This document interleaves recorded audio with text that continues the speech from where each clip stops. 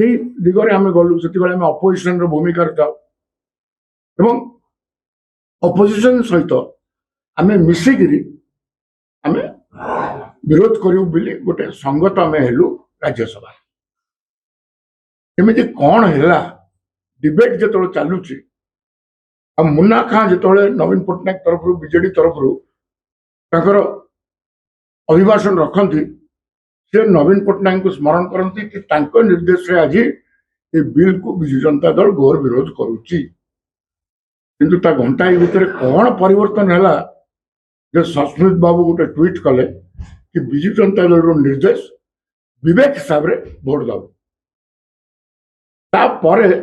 मोर गोटे भयंकर माने मुझे इंग्लीश रे कहते पांडियन विरुद्ध में बैलेस्टिक हो गली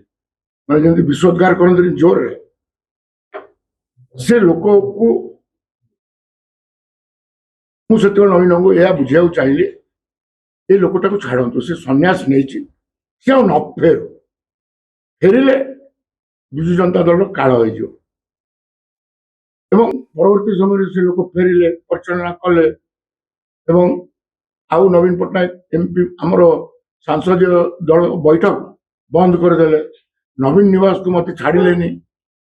तेणु नवीन निवास टा हूँ नवीन घर से घर उपर किए कब्जा कर